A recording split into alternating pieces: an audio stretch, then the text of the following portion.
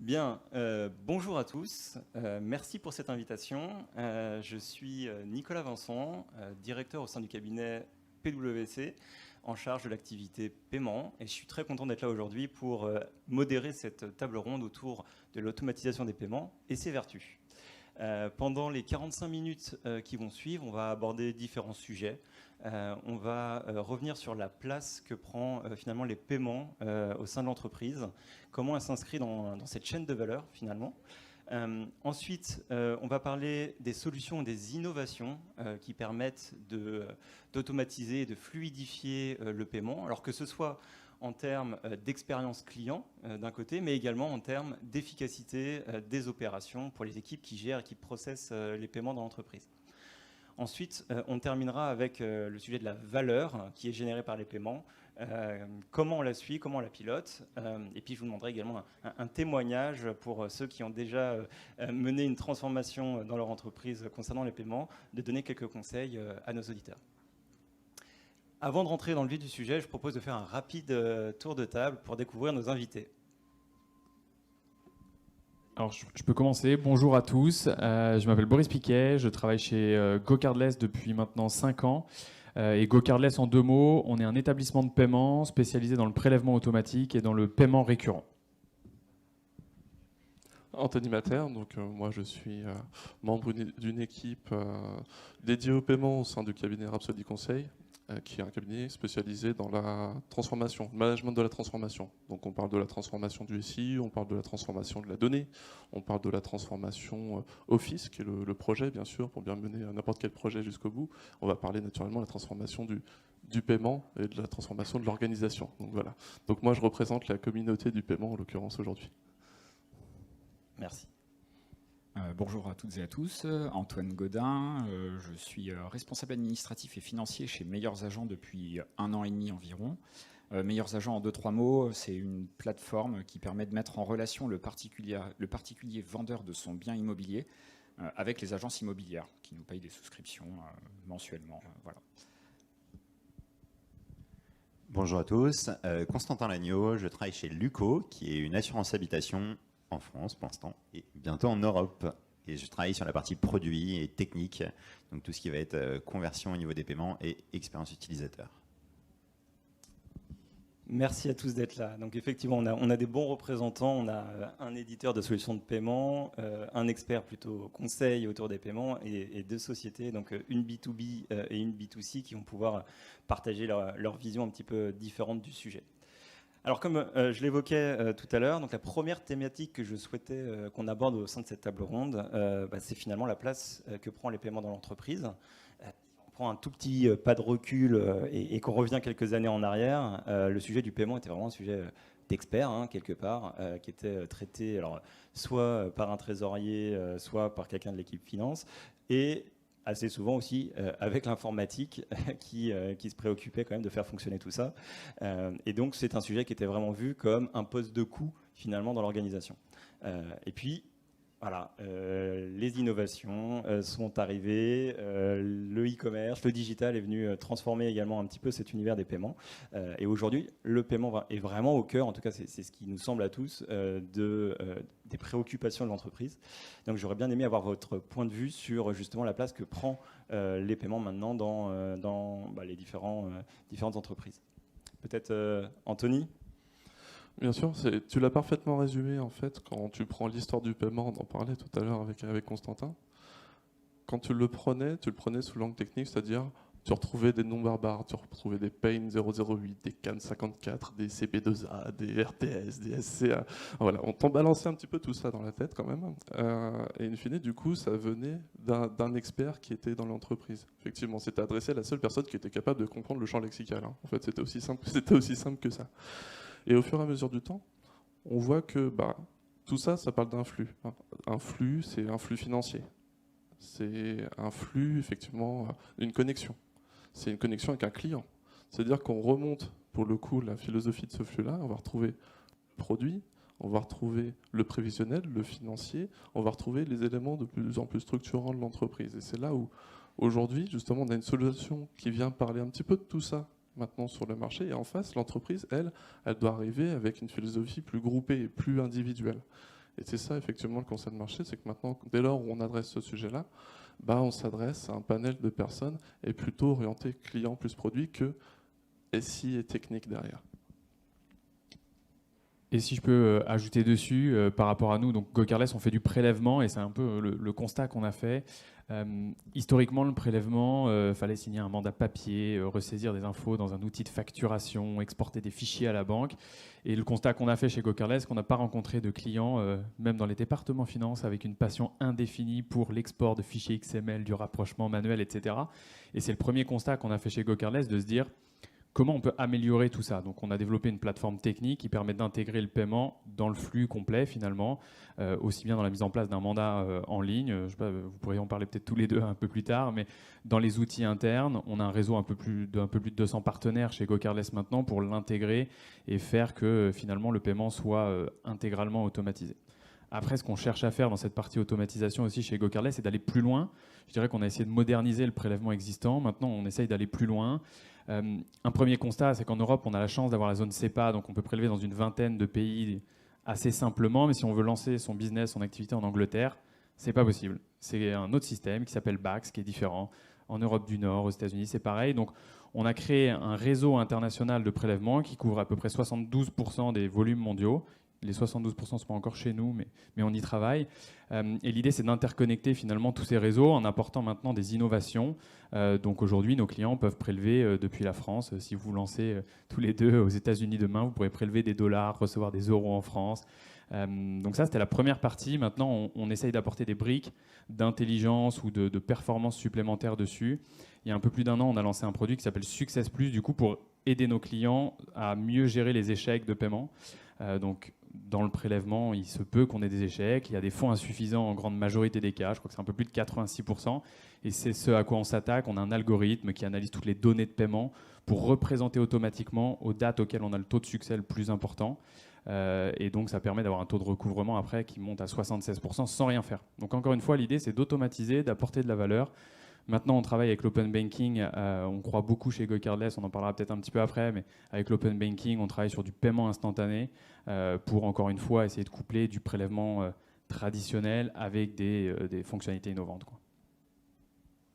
Très bien. Alors, effectivement, tu nous as partagé quelques solutions et innovations qui permettent d'améliorer et d'automatiser cette expérience paiement, que ce soit en interne ou pour des clients. Si on revient sur ce sujet de positionnement effectivement du paiement dans l'entreprise, quel est votre sentiment? Est-ce que c'est un sujet qui est vraiment à l'agenda du CEO? Est-ce que c'est au cœur des réflexions? Allez, vas-y Antoine. Okay, la version B2B alors, pour commencer. On va dire que la couche 0 pour l'entreprise, c'est simplement déjà percevoir son cash et le recouvrer. C'est ça qu'on attend de prime abord.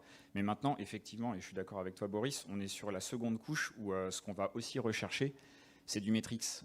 Et ça, c'est valable pour tous les C-level d'un COMEX finalement. Ce qui est vraiment intéressant pour eux, au-delà du cash, c'est simplement qu'on puisse mesurer l'efficacité opérationnelle et aller chercher des améliorations dans les process. Donc ça reste une problématique, le paiement, pour tout le monde dans l'entreprise. C'est plus un métier d'expert au sein de l'entreprise. En revanche, l'entreprise cherche à être accompagnée par des experts. Et tout ce qu'on veut, finalement, c'est avoir une sécurité dans le process, quelque chose qui soit facilement intégré et qui, derrière, nous permette d'avoir pas mal de KPIs et de suivi qui, opérationnellement, puissent être parlants.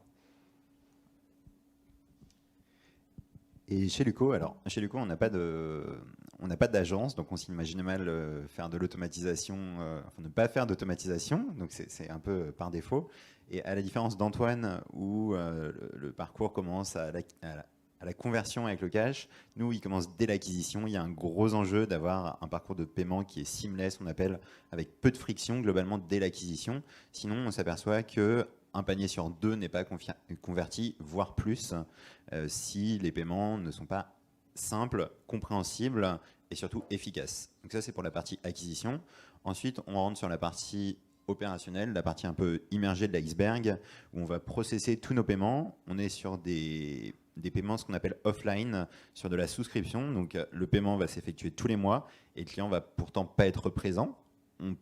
permet aux clients de commander par carte bancaire ou avec un mandat de prélèvement SEPA. Et il y a un gros enjeu d'avoir là de l'efficacité opérationnelle pour lui permettre globalement que son paiement passe dans 99% des cas et qu'il y ait seulement des cas très marginaux dans lesquels il y a un problème. Et donc c'est là tout l'intérêt, et qui n'est pas celui uniquement des experts en paiement, mais plutôt du CEO, de s'attarder aussi sur la question pour permettre qu'on ait une conversion qui soit importante et qu'on ne se dise pas on a engrangé du MRR en acquisition, donc on a augmenté notre volume de clients acquis et pourtant derrière on n'arrive pas à les fidéliser parce qu'on va avoir des échecs de paiement mensuels et qu'on va avoir du churn, des résiliations qui sont liées à ces problèmes de paiement. Très clair, merci. Et il y a un sujet qu'on n'a pas abordé là dans la place des paiements dans l'entreprise, c'est celui du volet un peu réglementaire, quelque part, qui contraint finalement tout ce qu'on peut faire autour des paiements et qui peut être un frein aussi à l'expérience, qui peut être un frein au développement d'un certain nombre de solutions qui cherchent à justement automatiser, simplifier, fluidifier les différents processus. Quelle est ta vision, toi, Anthony, du sujet ? C'est vrai qu'on s'attaque à un volet qui est en Europe une approche régalienne. On attaque le paiement, on attaque le flux financier, donc on attaque aussi des choses qui sont régulées. On l'a vu, il y a eu avant 2009, 2015, 2018, 2019, 2021, grosso modo, c'est toutes les créations des différents agréments qui ont été délivrés par la CPR. On s'est dit, maintenant on va laisser la place aux établissements de paiement et de monnaie électronique. Et puis après on va laisser la place aux initiateurs de paiement. Puis après on va recréer des statuts qui sont encore propres aussi à l'initiation et autres. Donc sur ce volet-là, là où justement tu parlais de frictionless, effectivement le fait de bonifier un petit peu et d'augmenter le taux de conversion, on retrouve aussi des éléments de réassurance à apporter qui bonifient aussi ce volet-là. Et c'est vrai que généralement le grand public, l'acte de paiement, c'est celui qui enclenche les notions de garantie et comment je peux être protégé aussi derrière. Et c'est vrai que quand tu arrives sur ta page de paiement, typiquement, ou sur ton point de vente, peu importe, il ne faut jamais occulter ce volet-là, de dire attention, on est dans un domaine réglementé, voici tes droits aussi, etc., qui permettent aussi d'aller dans le parcours de paiement et bonifier ce parcours. Donc c'est vrai que cette approche-là qui est régalienne et qui a donné ensuite tous les usages fonctionnels innovants qu'on connaît, on peut tous le réciter, tu en as cité quelques-uns tout à l'heure, ils sont issus finalement de tout ce travail réglementaire amont. Donc c'est très propre d'ailleurs à notre territoire et à notre zone. Alors, sachant que la réglementation est là pour quelque part protéger finalement les utilisateurs, que ce soit les utilisateurs comme nous, tous les consommateurs, ou que ce soit donc, les entreprises qui se font prélever quelque part leurs finances. Donc on est quand même dans une volonté quelque part de protection et c'est là que entrent en jeu justement des solutions qui viennent quelque part pour vous, entreprise, simplifier ce travail, masquer cette complexité réglementaire, la prendre à leur charge pour permettre derrière de proposer l'expérience la plus satisfaisante aux clients, quel qu'il soit B2C ou B2B. Peut-être, Boris, par rapport à vous, la manière dont justement vos solutions, où les éditeurs d'une manière générale doivent intégrer ces dimensions réglementaires, est-ce que tu peux nous partager un peu votre vision ? Oui, bien sûr. Alors, le cadre réglementaire est très précis en Europe. Nous, historiquement, on est une entreprise britannique, donc on était régulé en Angleterre par la FCA là-bas. Nos amis anglais ont décidé de voter le Brexit en 2016, donc on a beaucoup bossé en interne pour avoir des régulations et des réglementations, enfin des certifications en Europe.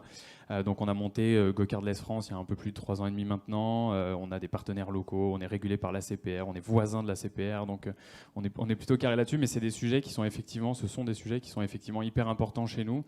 Parce qu'on a un peu je dirais qu'on est un peu entre deux sujets. C'est ce que tu disais tout à l'heure. Un paiement sécurisé, c'est assez facile à faire finalement. Mais l'expérience client derrière, elle peut être hyper compliquée, quoi. On peut demander 150 documents, 150 justificatifs pour être sûr d'avoir l'argent. Bon, si on faisait ça chez vous, encore plus en B2C, je suis pas sûr qu'il y aurait beaucoup de clients chez Luco. Donc, on est toujours un peu entre ces deux axes finalement. Comment offrir une très bonne conversion, une très bonne expérience client, en apportant le maximum de sécurité possible. Donc c'est des sujets qui sont hyper importants chez nous. On a une équipe risque, sécurité qui est très importante, qui bosse sur tous ces sujets en main dans la main avec notre produit pour que justement on puisse permettre d'avoir une solution qui propose une expérience client fluide, sympa et sans friction, comme on disait tout à l'heure, tout en respectant l'intégralité des standards de sécurité qui sont imposés par l'EPC sur la zone CEPA, par exemple. Merci.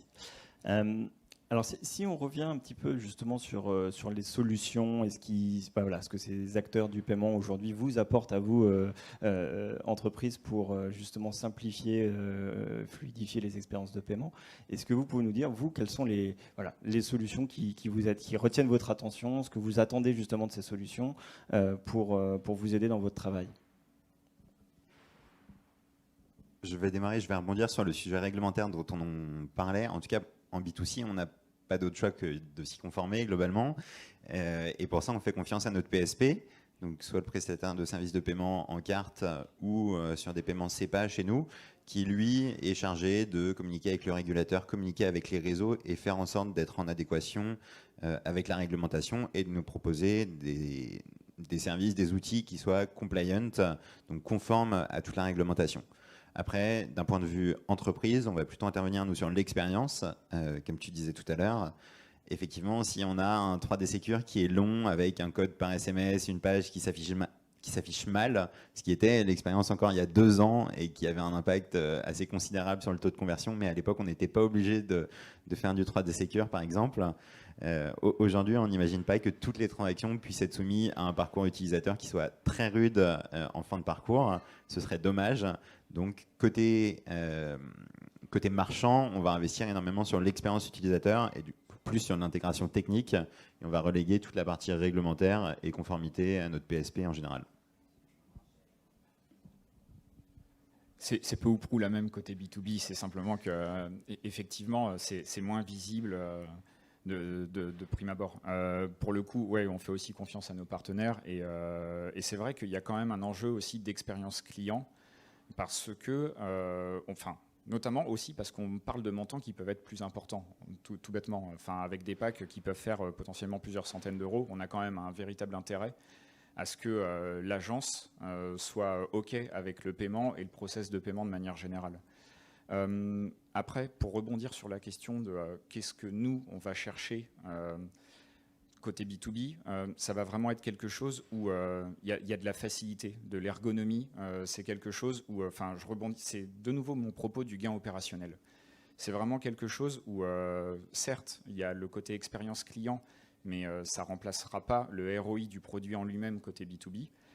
En revanche, si on prend des problématiques purement internes, l'idée, c'est vraiment de réussir à avoir un gain opérationnel. Donc, il y a un coût de mise en place des outils. Et après, on veut quelque chose qui permette le paiement le plus régulier. Typiquement, je sais que chez Meilleurs Agents, on a opté pour le prélèvement à 90%. Parce que c'est quelque chose qui est relativement smooth.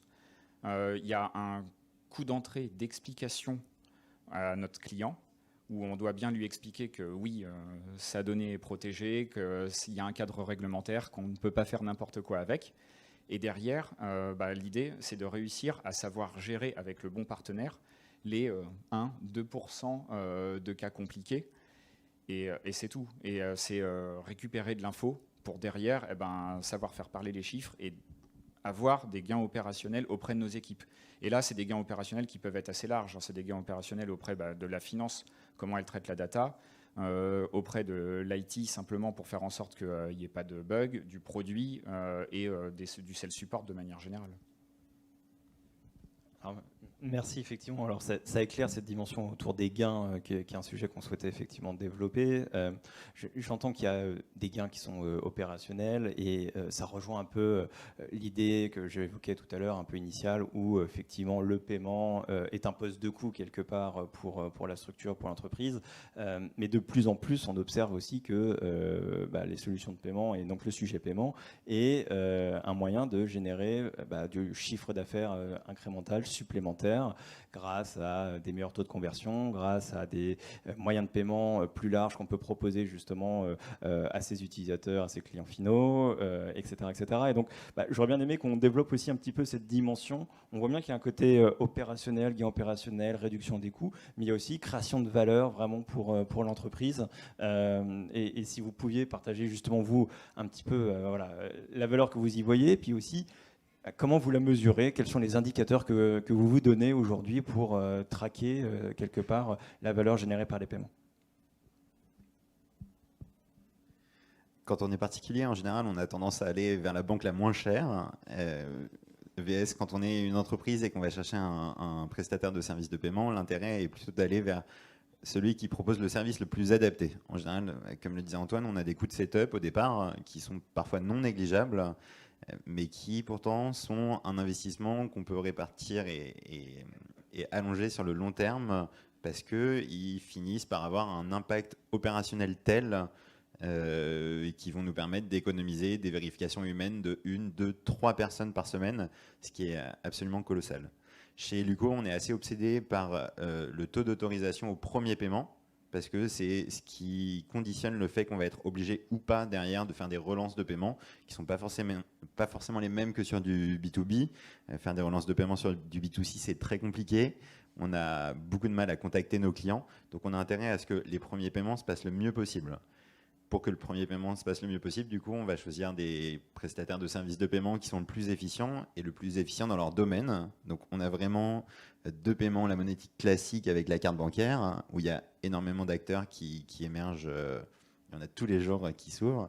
Et sur du paiement SEPA, où c'est un peu plus compliqué de convertir du B2C sur du paiement SEPA, mais où on y arrive et on voit qu'on a des meilleurs taux de fidélisation parce qu'on a moins d'échecs de paiement globalement. Et pourquoi nous, on a choisi en tout cas 2 prestataires différents. On travaille avec GoCardless, qui, comme son nom l'indique, ne fait pas de carte bancaire et que du prélèvement SEPA. On a choisi vraiment 2 prestataires de services de paiement différents parce qu'ils offrent des fonctionnalités différentes et vraiment adaptées à notre besoin. D'une part pour le SEPA avec une capacité à capturer du SEPA et surtout à processer derrière, à nous informer des problématiques qu'ils peuvent avoir avec un maximum d'informations qui est crucial pour l'utilisateur, qu'on peut communiquer, et avec du paiement carte qui est moins compliqué, un peu plus simple, beaucoup plus instantané et qui est un autre business. Pour compléter sur les indicateurs, côté meilleurs agents, quelque chose qu'on va monitorer, c'est le taux de chargeback. Où ça, c'est quelque chose qu'on regarde assez souvent. C'est de l'ordre de 1 à 2% chez nous, donc ce n'est pas une réelle problématique, mais en fait, ça peut très très vite décoller. Et c'est quelque chose qu'on va regarder notamment parce que ça permet de prévenir le churn, donc les résiliations. Dès lors que vous avez des incidents répétés, vous pouvez commencer à réfléchir à ce que l'agence ait des velléités de partir, en fait. Et ça, c'est quelque chose où il faut la rattraper commercialement. Donc ça, on est plutôt à la fin de la chaîne et après, au tout début, ouais, effectivement, c'est des trucs tout simples. Vraiment, qu'est-ce que vous avez facturé versus qu'est-ce que vous avez passé en prélèvement, juste pour voir que toute la plomberie fonctionne bien, par exemple. C'est bête dit comme ça, mais ça reste important. Après, vous allez avoir aussi, tout bêtement, le taux de satisfaction des clients vis-à-vis justement de ce paiement-là, de comment s'est passé le paiement. Tout bêtement parce que c'est quelque chose qui est important pour adapter le discours commercial. Parce qu'il y a bien le produit qu'il faut marketer, mais derrière, il y a aussi comment payer le produit. Et en fait, vous pouvez avoir, en particulier dans l'immobilier, où c'est un secteur qu'on essaie de dépoussiérer, vous pouvez réellement avoir des agences, entre guillemets, un peu old school, qui vont vous dire non, mandat, c'est pas pour moi. Et là, il faut être rassurant et c'est important d'avoir du feedback sur ça. Je vais rebondir aussi sur le taux de churn, effectivement, parce qu'on parle B2C, on parle B2B, et le taux de churn, il peut être provoqué même par le moyen de paiement en tant que tel. Ça, sur la carte, il y a un traumatisme quand même sur ce moyen de paiement. C'est cette fameuse date que vous avez dessus. Et cette fameuse date qui, justement, va vous faire exploser votre taux de churn parce que, tout simplement, le churn, c'est quoi? C'est la rupture du service alors que le consommateur ne l'a pas voulu, cette rupture de contrat. Hein. Et du coup, le moyen de paiement vient rompre le contrat, finalement, entre l'entreprise et le consommateur. C'est le moyen de paiement qui provoque ça. Et aujourd'hui, la carte, il y a encore des projets comme le count updater qui sont là, mais bon, on a encore des alignements, je veux dire, de chaînes à faire. Là où, justement, le SDD... il y a la réglementation qui a résolu ça en France, typiquement, c'est la loi Macron en 2017, qui dit moi, la mobilité bancaire, c'est entre les partenaires financiers que ça se passe, et le particulier, lui, il n'y a pas de sujet. Et du coup, forcément, tu analyses après, tu fais ton machine learning en disant peut-être en fonction de certains scénarios aussi, tu vas peut-être privilégier la carte en fonction du, je sais pas, du risque ou pas, le SDD en fonction du risque ou pas. Et après, derrière, tu as même les notions de représentation. Tu disais, bah voilà, il va falloir analyser le churn et après le représenter. Il faut faire cette analyse-là.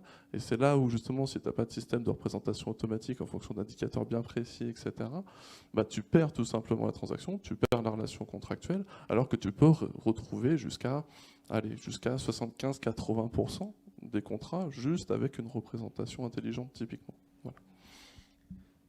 Je plus sois sur la partie churn. Globalement, nous, on peut entendre qu'un client veuille partir parce qu'il est plus satisfait du service et pour autant, on peut essayer de le rattraper commercialement. En revanche, c'est plus compliqué pour un CEO ou pour n'importe quel board d'entendre que des clients partent parce qu'il y a eu un échec de paiement et notamment parce que la carte était périmée ou parce que la banque ne nous a pas autorisé les paiements. C'est là où c'est compliqué et on est obligé de s'adosser énormément sur le PSP parce qu'il y a une asymétrie d'information très forte entre le marchand et la banque émettrice de la carte bancaire qui va avoir tendance par précaution régulièrement à refuser les paiements avec des motifs assez génériques qu'on a beaucoup de mal à interpréter et pourtant qu'on maîtrise globalement assez mal, VS avec du prélèvement où on est assez binaire, on a soit un succès, soit un échec pour fonds insuffisants. Et là, on est sur du contact avec l'utilisateur pour faire un recouvrement plutôt amiable. Mais on n'a pas toute une partie de rejet de prélèvement qui est liée à des motifs génériques très compliqués à comprendre pour nous et très compliqués à résoudre pour l'utilisateur. Parce que lui dire, allez contacter votre banque, demandez à autoriser ce commerçant, on voit tout de suite qu'on complique l'expérience et que ce n'est pas pérenne et pas acceptable pour l'utilisateur. Très clair. Peut-être, Boris, par rapport justement on parle de la valeur que créent les paiements, on parle de la manière de monitorer, suivre les indicateurs. Est-ce que vous pouvez nous partager l'expérience finalement GoCardless, les feedbacks clients justement que vous pouvez collecter concernant ces mêmes sujets? Oui, complètement. Je rejoins ce que vous avez dit tous les trois et je vais paraphraser un peu ce que tu disais tout à l'heure, Constantin, sur l'iceberg. C'est que souvent, quand on parle de paiement, on a une vision coût à la transaction. Et nous, GoCardless, on ne se battra jamais avec des grandes banques en France, on ne sera jamais capable de faire aussi peu cher en coût à la transaction. Mais c'est une bonne image, l'iceberg, c'est que tout ce qui est immergé, je dirais, c'est ce à quoi on s'attache chez nous finalement, c'est d'avoir la meilleure conversion possible par rapport à un mandat qu'on pourrait avoir avec un acteur traditionnel, avoir le taux de succès le plus haut possible, le taux de recouvrement le plus important, et qui font que finalement, en combinaison, toutes ces métriques finalement font que ça peut valoir le coup de dépenser un peu plus cher chez un PSP en coût à la transaction que chez un autre parce que la valeur qu'on a derrière est hyper importante. Ce que tu disais tout à l'heure, Constantin, aussi sur les ETP qui sont économisés, le temps de travail, le temps administratif qui est économisé, ça a un coût. Le paiement, c'est pas quelque chose qui a une énorme valeur d'exporter des fichiers, de faire du rapprochement, et pourtant c'est indispensable, c'est le degré zéro dont tu parlais tout à l'heure, Antoine. Et dans les entreprises, on a beaucoup plus de valeur à aller chercher de l'acquisition que de se battre pour une potentielle rétention. Donc nous, chez GoCardless, ce qu'on essaye de faire, c'est vraiment ça, c'est de se dire toutes les infos qu'on a, on va les détailler le plus possible, les donner à nos clients pour qu'eux puissent...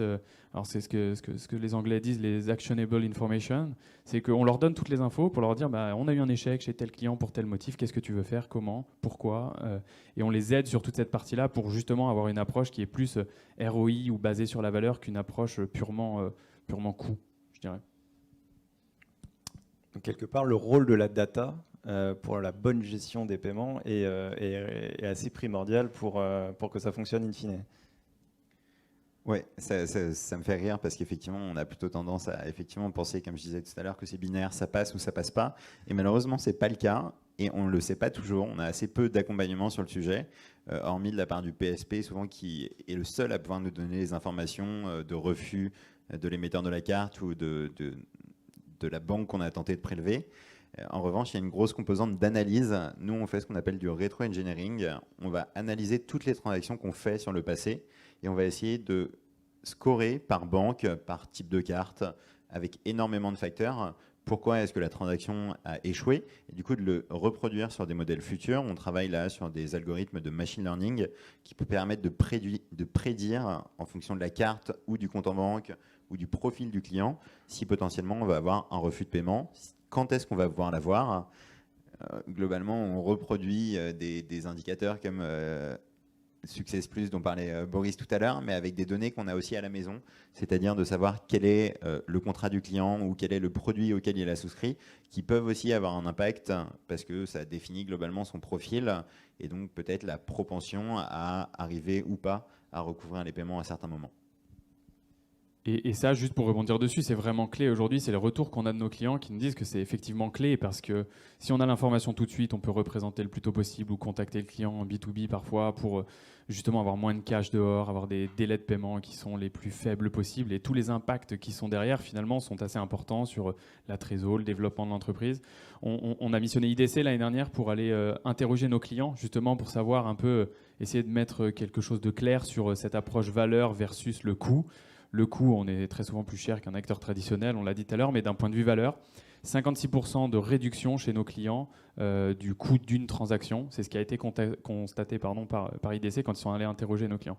Donc, ce qui fait que c'est loin d'être négligeable quand on prend l'ensemble de la chaîne et la valeur globale du paiement. J'aime bien l'image de l'iceberg, on l'utilise assez souvent aussi chez nous. Tu voulais compléter peut-être, Constantin? On a 4 micros. Juste du coup pour continuer un petit peu dans cette idée, donc on voit que effectivement les paiements jouent sur la top line, enfin quelque part l'augmentation du chiffre d'affaires. On l'a évoqué avec l'amélioration de l'expérience client, le fait d'avoir encore une fois un maximum de taux d'autorisation à la première tentative de paiement, etc. On voit qu'il y a, et donc les solutions de paiement aident quelque part aller dans ce sens. On a la partie efficacité opérationnelle à laquelle on faisait référence également tout à l'heure, donc avec les problématiques de réconciliation, avec le temps qui est passé pour faire les bonnes analyses, pour savoir si justement on a collecté le cash tel qu'il était bien prévu. Donc quelque part, l'automatisation se joue avec les solutions donc de paiement, mais aussi avec la data, ce que tu évoquais, le fait de pouvoir au sein de l'entreprise se structurer pour avoir sa propre exploitation de la donnée pour être en capacité d'améliorer un peu de manière synergicielle ou en tout cas en synergie ce que l'entreprise peut apporter et ce que des solutions de paiement peuvent faire. Donc quelque part, l'automatisation, on se rend compte que c'est pas l'apanage d'une solution de paiement, c'est la bonne compréhension quelque part entre ces deux mondes. Et ça, c'est assez important. Alors, juste peut-être pour continuer à voir comment vous abordez justement ces problématiques, comment vous vous améliorez. Vous avez récemment fait évoluer vos solutions de paiement. Est-ce que vous pouvez nous partager comment vous avez pris ce sujet, ayant ce qu'on vient de se dire en tête, qui doit être plus globalement que juste changement d'un acteur ou d'une solution. Est-ce que vous pouvez nous partager votre retour d'expérience ? Toi, Antoine. Je commence. Ok. Pour le coup, nous, la volonté, elle a été très claire de tout de suite commencer avec du prélèvement. Voilà. Donc, on fait aussi la carte bancaire, même le chèque, malheureusement, parce que c'est vrai que prochain challenge de GoCardless qui est assez élevé. Mais l'idée, c'était vraiment de passer sur le prélèvement et après, une fois qu'on sait ça, c'est juste trouver le bon partenaire. Et là, l'idée, c'est d'avoir une solution qui soit intégrable facilement, quelque chose où, en tout cas me concernant, qui a un minimum d'ergonomie et de flexibilité, que l'information elle soit lisible, parce que derrière, on va exploiter la data. Donc, le plus la data est lisible, le mieux on en fera sortir des messages parlants.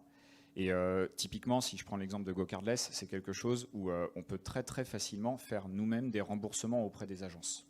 Donc on arrive très bien à voir le parcours de la transaction et si on a besoin, les fonds qui sont disponibles pour de suite faire un remboursement.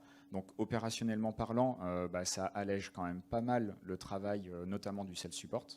Donc ça, c'est quelque chose qu'on va rechercher assez fortement. Et oui, il y a la data disponible. La data disponible, là, clairement, c'est quelque chose où c'est hyper important.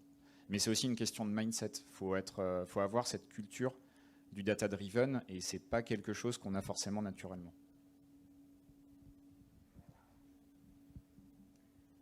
Et alors nous, effectivement, sur la culture du self-support, c'est aussi quelque chose de très important, à un niveau encore plus granulaire, parce qu'on est sur des clients B2C. Encore plus que ça, si je devais donner 2 choses qui nous ont motivés à changer, je fais du produit, donc je commencerai par l'expérience utilisateur. Globalement, le paiement, comme je vous disais tout à l'heure, c'est une source de friction qu'on a tendance à sous-estimer.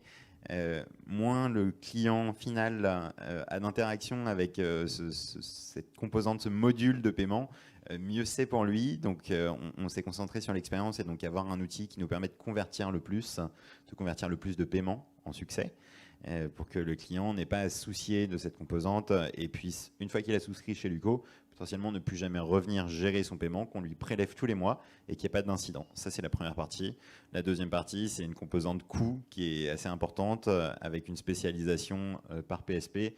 On s'aperçoit qu'on maîtrise mieux les coûts, c'est-à-dire qu'on a des acteurs qui sont spécialisés sur la carte bancaire et du coup qui vont nous proposer des taux de transaction assez bas et des coûts à la transaction assez bas.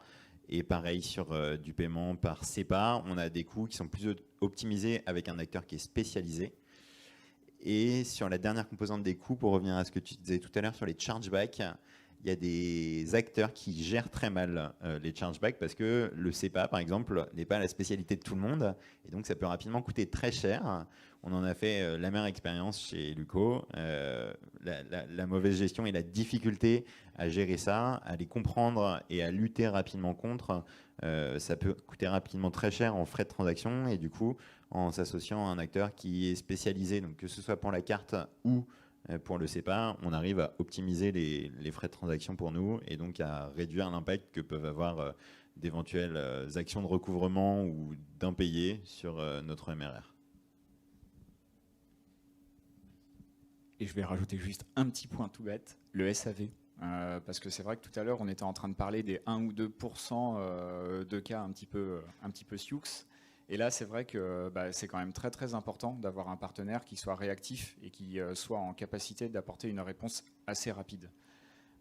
D'expérience avec d'autres prestataires, vous pouvez vous retrouver limite sur des chatbots où vous allez avoir des personnes qui sont différentes toutes les semaines. Là, avoir quelqu'un qui vous suit spécifiquement, qui gère votre compte et qui va faire votre unique point d'entrée auprès du prestataire, c'est super important.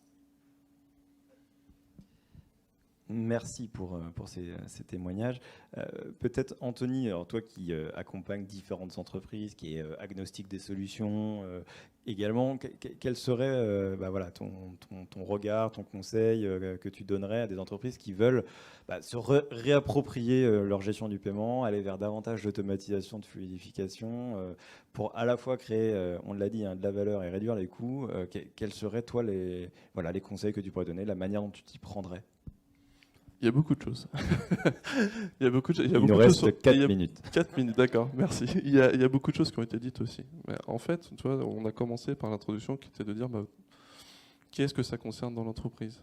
Et ce n'est pas issu d'une seule personne. Déjà, quand tu dois remettre en question ta solution de paiement, il faut déjà évaluer la maturité, mais de toute la chaîne de ton entreprise. On parlait de DSI, on parlait de responsables financiers, on parlait de responsables produits, on parle de l'ensemble des responsables, pour le coup, qui portent le chiffre d'affaires de l'entreprise, in fine quand même, qui doivent se mettre autour d'une table et se dire, maintenant, on doit analyser tout simplement quel est le ROI de ce changement.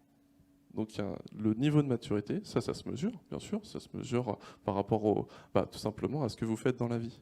Et c'est vrai que généralement, on a une tendance naturelle à aller sur une solution qui, de prime abord, sait tout faire, c'est bon, je vais aller vers elle, elle va pouvoir m'accompagner dans l'avenir, etc. Ce qui n'est pas toujours la bonne démarche parce que vous avez d'abord votre personnel. Et votre personnel, c'est maintenant analyser ce qui vous correspond à vous, que ce soit dans le secteur de l'assurance, dans le secteur de l'immobilier ou dans d'autres secteurs pour le coup. Et on retrouve des pain points derrière. Comment tu les mesures ? On parlait du rapprochement, hein, pas plus tard qu'hier et avant-hier. On me citait 25% du temps d'un service de trésorerie sur le rapprochement. Une journée sur 5 sur un autre client. Quand tu mesures ça en te disant oui, j'ai une approche de cost killer et je vais juste checker le coût de ma transaction avec ce centime, in fine, si tu calcules bien, tu es plus à 30, 40, 50, voire plus à ta transaction.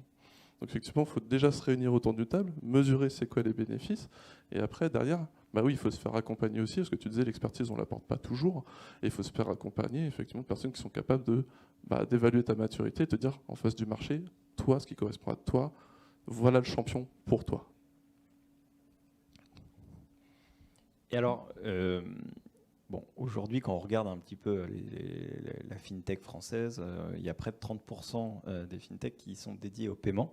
Donc c'est un écosystème qui s'est quand même complexifié là, ces dernières années, avec de plus en plus d'acteurs.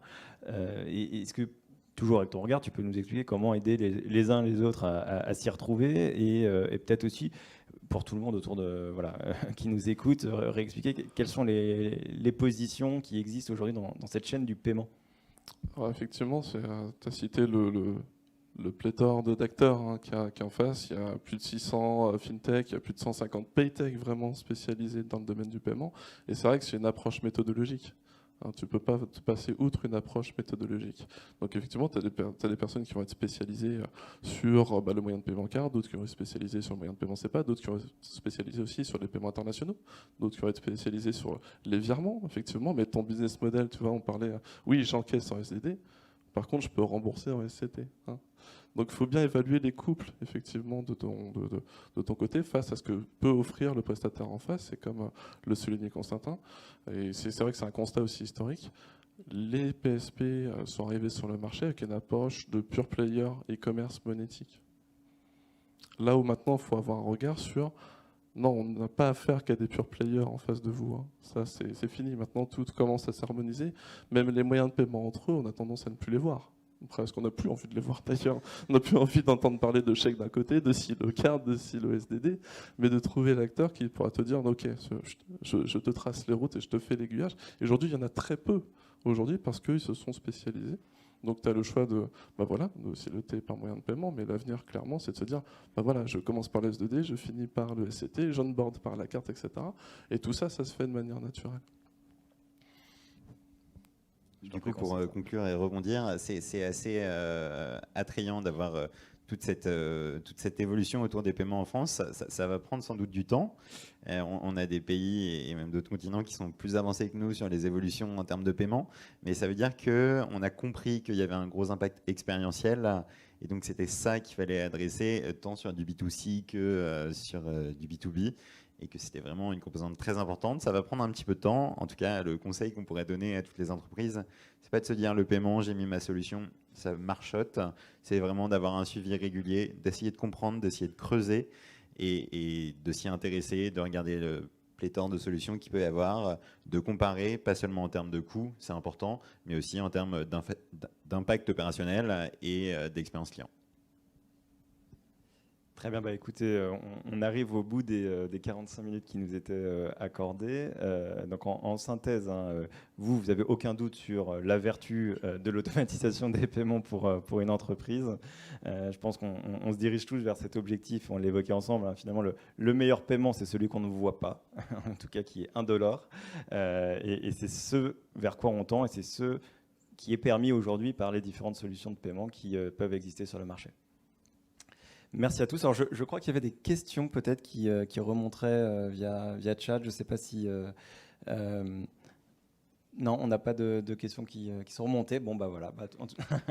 Donc, je vais tous vous remercier beaucoup pour ces témoignages, pour votre vision du sujet des paiements, qui est un sujet qui devient passionnant. Tout à l'heure, tu disais que ça ne l'était pas, mais en fait, je pense que ça le devient aujourd'hui, hein, en tout cas pour un plus grand nombre de personnes aujourd'hui.